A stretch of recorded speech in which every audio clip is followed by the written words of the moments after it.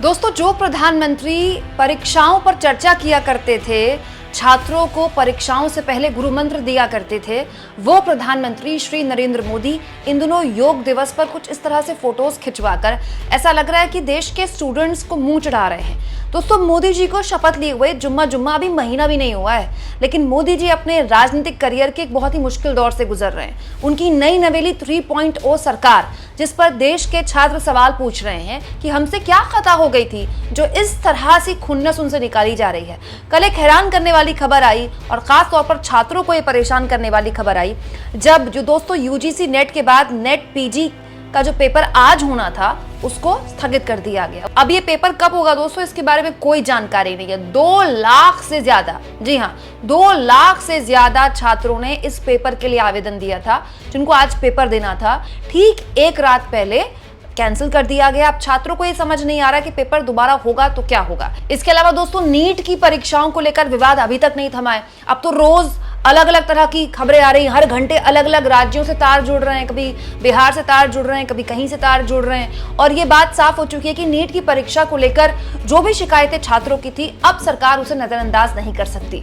हैरानी इस बात की है, जो छात्र सरकार से सवाल पूछ रहे हैं कि यूजीसी नेट का पेपर आपने पोस्टपोन कर दिया, आपने कैंसिल कर दिया, इसके अलावा पीजी का पेपर आपने एक दिन पहले कैंसिल कर दिया, नीट का पेपर क्यों नहीं कैंसिल किया जा रहा है। सबसे हैरानी की बात है कि जिस पेपर को लेकर सीबीआई जांच चल रही है, उस पेपर को अब तक कैंसिल क्यों नहीं किया जा रहा है। दोस्तों, देर सवेर के सरकार को यह कदम भी उठाना ही पड़ेगा। इस पर बहुत से सवाल तो पूछे ही जा रहे हैं दोस्तों, लेकिन एक सवाल एक समाज के तौर पर हमको भी अपने आप से पूछना चाहिए कि पिछले 10 सालों में परीक्षा, एजुकेशन, शिक्षा को लेकर हमने कितनी बात की, कितना सवाल पूछा सरकार से कि सरकार को सुध हो या सरकार को इस बात की फिक्र हो कि ये भी एक मुद्दा हो सकता है जो लोगों के लिए कंसर्न हो सकता है, लोगों को परेशान कर सकता है, लोगों की जिंदगी हराम कर सकता है। इस पर पत्रकार रवीश कुमार ने मोदी सरकार से कहा है, प्रधानमंत्री चाहें तो नीट पीजी की परीक्षा रद्द होने के बाद इसके अभ्यर्थियों के साथ परीक्षा पर चर्चा कर सकते हैं। इसी बहाने कुछ 10-20 करोड़ खर्च भी हो जाएगा। गोदी मीडिया और आईटी सेल चाहे तो कहीं से एंटी मुस्लिम मुद्दा ले जाए, ताकि बच्चों के मम्मी डैडी एंटी मुस्लिम नफरत में डूबकर हिंदू सुख प्राप्त कर सकें। बाकी इस सत्यानाश पर कहने के लिए क्या ही बचा है। इस देश को चोरी और धांधली से डॉक्टर बनाने की फैक्ट्री में बदल दिया गया है। दोस्तों, परीक्षा पर चर्चा की बात हुई ही है तो ये खबर मैं आपको दिखा देती हूँ। ज्यादा पुरानी खबर नहीं है, 1-2 दिन पुरानी खबर है, जिसमें दवायर ने छापा है कि जो परीक्षा पर चर्चा करते हैं ना हमारे मोदी जी, जब बोर्ड्स के एग्जाम होने वाले होते हैं उससे पहले छात्रों को बिठाते हैं, पूरा ऑडिटोरियम सजाया जाता है, छात्र खड़े होते हैं, फिर माइक में मोदी जी से सवाल पूछते हैं कि मोदी जी बड़ा तनाव है, मोदी जी याद नहीं रहता, प्रधानमंत्री जी ये दिक्कतें हैं, प्रधानमंत्री जी बताइए कि हम परीक्षा से पहले अपने आप को कैसे तैयार करें। फिर मोदी जी उसका गुरु मंत्र देते हैं, वो लाइव चलता है सारे चैनल्स में, अलग अलग फ्रेम से वहां पर कैमरा सेट होता है। क्या आप जानते हैं दोस्तों, पीएम की इस परीक्षा पर चर्चा पर सरकारी खर्च पिछले 6 सालों में 175% बढ़ा है। मतलब पीआर के लिए सारे काम हो रहे हैं, बढ़िया बढ़िया फोटोएं खिंचवाई जा रही हैं, बढ़िया बढ़िया परीक्षाएं पर चर्चा हो रही है, बढ़िया बढ़िया फंड खर्च हो रहा है। लेकिन जमीन पर हालात ये हैं कि आज इतनी चिलचिलाती गर्मी में जब डॉक्टर्स आपसे कह रहे हैं, खुद सरकार एडवाइजरी जारी कर रही है कि बहुत जरूरी हो तो ही घर से बाहर निकले, हीट वेव चल रही है, आप बीमार पड़ सकते हैं, छात्र, देश का छात्र सड़क पर है और सरकार से सवाल पूछ रहा है कि हमारे भविष्य का, जिन बच्चों को डॉक्टर्स बनना है, उनके भविष्य के साथ आखिर ऐसा खिलवाड़ क्यों हो रहा है। ये भी उन शिक्षा मंत्री के होते हुए हो रहा है जिनके पास ऑलरेडी ये शिक्षा मंत्रालय था। मोदी जी को धर्मेंद्र प्रधान पर इतना विश्वास था, उनके काम से इतने खुश थे मोदी जी कि दोबारा से उनको शिक्षा मंत्री बनाया गया है। बड़ा सवाल यह है दोस्तों कि जो सरकार पिछले 10 सालों में केवल और केवल इवेंट पर चली, पूरे 10 साल न्यूज चैनल्स में हर 15 दिन में, हर 10 दिन में कोई ना कोई इवेंट, ऐसा कोई दिन नहीं जाता था जब मोदी जी का चेहरा टीवी पर नहीं दिखता था और मोदी जी किसी न किसी कार्यक्रम को संबोधित नहीं करते थे। ठीक है, बड़ी बड़ी बातें नहीं करते थे। आज मोदी सरकार से सवाल पूछे जा रहे हैं तो प्रधानमंत्री हैं कहां? या तो प्रधानमंत्री कश्मीर में इस तरह की योगा की फोटो खिंचवा रहे हैं या फिर लगातार वो अपने कार्यक्रमों में व्यस्त हैं। बड़ा सवाल यह है कि सरकार के पास देने के लिए कोई जवाब नहीं है। क्या पिछले 10 सालों में शिक्षा का जो हाल किया गया है, सरकारी परीक्षाओं का तो आप खैर हाल ही छोड़ दीजिए, ये तो वो परीक्षाएं हैं जिनको लेकर कभी सवाल उठा ही नहीं हमारे देश में।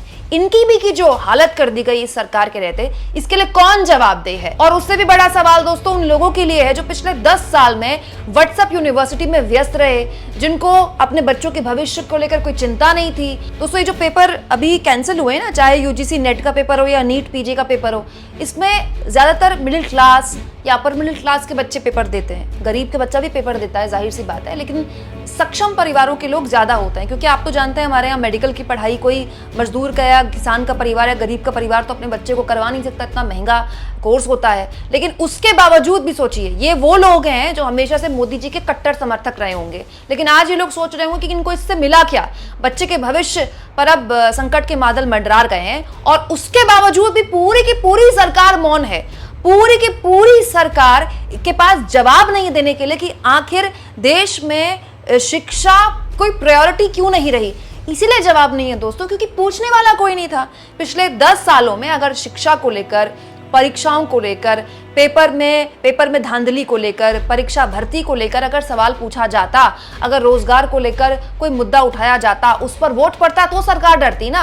सरकार को डर नहीं है, क्योंकि सरकार को पता है कि हो सकता है कि गुस्सा अभी आने वाला गुस्सा है, लेकिन फिर कोई मुद्दा आएगा और लोग ये मुद्दा भूल जाएंगे। सोचिए दोस्तों, देश के शिक्षा मंत्री के हद दर्जे की लापरवाही, जब उन्होंने नया नया ऑफिस संभाला, शपथ ग्रहण हुआ और वो शिक्षा मंत्री उनको बनाया गया, जो कि वो पहले से ही थे। उसके बाद जब उन्होंने ऑफिस संभाला, उसी वक्त इस धांधली की खबर आई, तब उन्होंने मीडिया में कह दिया कि ऐसी कोई धांधली हुई ही नहीं, लेकिन हम जांच करते हैं। मतलब कितना कॉन्ट्राडिक्टरी बयान था।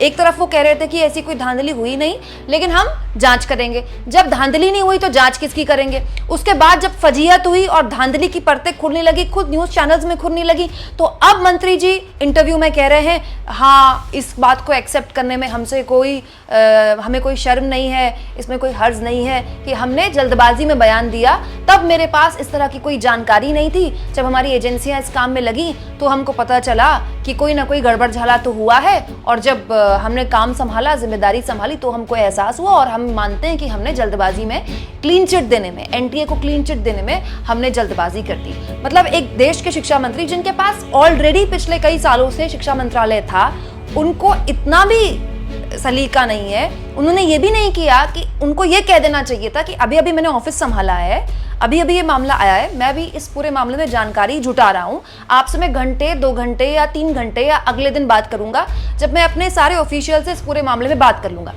तुरंत मामले को खारिज कर दिया। ये बताता है कि सरकार को इस पूरे के पूरे मुद्दे पे कोई मतलब ही नहीं है। एक्चुअली उसके लिए ये प्रायोरिटी है ही नहीं। प्रायोरिटी क्या है सरकार के लिए कि कैसे करके संसद में अपना स्पीकर बन जाए। बड़ी अजीब सी स्थिति है दोस्तों कि मोदी जी परीक्षा पर चर्चा करते हैं पूरा स्टेज सजाकर, उसमें भारी भरकम खर्च होता है, और एक तरफ इन छात्रों से जो सड़क पर आंदोलन कर रहे हैं, बात कौन कर रहा है? राहुल गांधी कर रहे हैं। दोस्तों राहुल गांधी ने ऐसे अभ्यर्थियों को, ऐसे परीक्षा में जिनके पेपर्स इस तरह से प्रभावित हुए हैं, उनके साथ बातचीत की और कहा है कि सरकार अगर आपका साथ नहीं देती है तो एक अपोजिशन लीडर के तौर पर, विपक्षी नेता के तौर पर हम आपके साथ खड़े हैं। ये काम तो मोदी जी को करना चाहिए था, ये काम तो मोदी जी के शिक्षा मंत्री के तौर पर धर्मेंद्र प्रधान को करना चाहिए था, लेकिन वहां तो चुप्पी है, लेकिन इधर विपक्ष जो है वो एटलीस्ट अपना काम तो कर रहा है। लेकिन बड़ा सवाल यह है दोस्तों कि पिछले 10 साल जो केवल इवेंटबाजी हुई, केवल इवेंटबाजी, उस इवेंटबाजी से निकला क्या? ये ना केवल ये सरकार सोच रही होगी दोस्तों, बल्कि वो लोग भी सोच रहे होंगे जो इस इवेंटबाजी के झांसे में आए हैं। सोचिए, जो समाज शिक्षा को अपनी प्राथमिकता नहीं बनाता, रोजगार को अपनी प्राथमिकता को नहीं बनाता, उसके साथ क्या हश्र होता है। आप इस मुद्दे पर क्या सोचते हैं दोस्तों? कमेंट बॉक्स में जरूर लिखें, और जितना हो सके चैनल को शेयर करें, सब्सक्राइब करें, और थैंक्स और ज्वाइन के ऑप्शन से अगर आप चाहें तो कुछ आर्थिक मदद भी चैनल की जरूर करें।